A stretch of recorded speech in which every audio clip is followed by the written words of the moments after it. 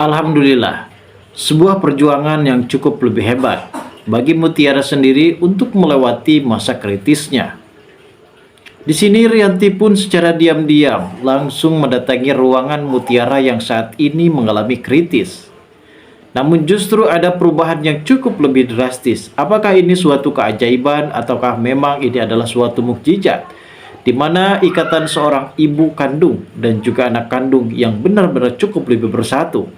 Karena pada saat itu sepertinya Rianti sempat mengisak tangisan dan mengakui penyesalannya. Dan bahkan ada hal yang cukup lebih mengejutkan, di mana Rianti sendiri mengakui kalau Mutiara sebagai anak kandungnya setelah ia tidak sengaja melihat kaki dari Mutiara, dan telapak kaki tersebut memang berbentuk tanda lahir yang seperti dilihat oleh Rianti sebelumnya.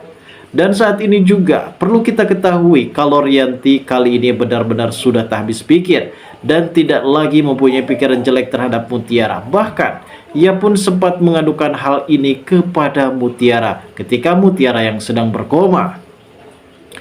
Dan pada saat itu sepertinya Rianti pun memeluk Mutiara, di mana ada sebuah pergerakan yang cukup lebih hebat dan sebuah keajaiban yang cukup lebih benar-benar terwujud. Dan saat ini nampaknya Mutiara pun terkena air mata dari Rianti, dan dari sinilah tetesan air mata tersebut yang menjadi saksi kunci penting terkait masalah Mutiara yang kali ini benar-benar akan segera menemukan ibu kandungnya. Dan akhirnya kehangatan tubuh dari ibu kandungnya yang justru kali ini membuat Mutiara pun benar-benar kembali sadar dan kembali siuman. Dan Mutiara pun akhirnya bisa membuka matanya. Dari sinilah penyesalan yang dialami dan dirasakan oleh Rianti benar-benar amat begitu dalam. Dan ia pun meminta maaf dan bahkan ia pun mengakui kalau Mutiara adalah anak kandungnya sendiri. Walaupun sebelumnya kita mengetahui kalau ternyata Rianti masih mempunyai dan menyangkal kalau ternyata Mutiara ini adalah anak kandung dari Widuri, dan akhirnya semua benar-benar jelas karena Pak RT sempat menjelaskan dan memberikan sebuah pesan-pesan terakhirnya sebelum ia meninggal. Lalu bagaimana alur cerita yang akan terjadi selanjutnya nanti guys? Namun sebelum lanjut juga ke pembahasan dan alur videonya, bagi kalian yang baru saja bergabung dan menemukan channel ini, alangkah baiknya bantu channel ini dengan cara tekan tombol like, komen, dan subscribe-nya. Dan hidupkan juga tombol lonceng notifikasinya agar kalian tak ketinggalan info-info menarik dan terupdate seputar sinetron ini. Dan namun sebelumnya juga mari kita mendoakan kepada seluruh kru dan pemain agar sehat selalu, serta doakan sinetron ini ke depannya semakin menarik lagi agar supaya bisa bertahta di rating yang paling teratas. Seperti kita tahu, dalam adegan yang akan terjadi selanjutnya adalah momen yang cukup lebih mengharukan, membuat para penonton di rumah benar-benar sangat begitu mendoakan tentang kesembuhan dari Mutiara yang saat ini sedang koma, guys.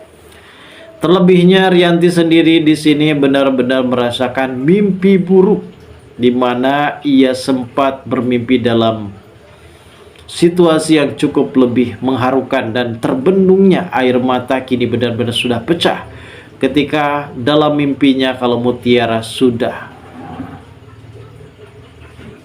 di ngajiin Yasin. Dan ternyata Mutiara pun akan segera dibawa ke kampungnya, yaitu di Rawasari, dan akan segera dimakamkan di kampung Rawasari. Memang sebuah tragedi ini memang cukup lebih mengejutkan. Para penonton di rumah pun pastinya sangat begitu kaget setelah mengetahui berita yang memang sempat viral kali ini, dan ternyata memang itu semua adalah mimpi buruk dari Rianti. Akhirnya Rianti pun di sini tersadar, dan ia juga sempat mempertanyakan kepada Kenjo tentang kondisi dari Mutiara. Aditya pun merasa terkejut dan merasa terheran-heran. Entah kenapa Rianti ini benar-benar sudah bertaubat, ataukah memang ia benar-benar sudah berasa ada kepedulian terhadap Mutiara. Karena semenjak Mutiara berada di rumah sakit, sepertinya di sini Rianti pun merasakan hal yang berbeda. Semanakala ia benar-benar merasa ada yang rusak, ada yang rapuh di dalam hatinya ketika mengetahui Mutiara yang saat ini terbaring lemah di dalam rumah sakit karena kondisinya yang sedang koma. Rianti pun pada saat itu sempat mendatangi rumah sakit tersebut dan secara diam-diam tanpa sepengetahuan dari Kenjo. Rianti pada saat itu sempat menemui Mutiara dan bahkan Rianti sempat memasuki ruangan tersebut dan akhirnya bertemu dengan Mutiara. Dari sinilah Rianti juga sempat mengutarakan soal perasaannya kepada Mutiara.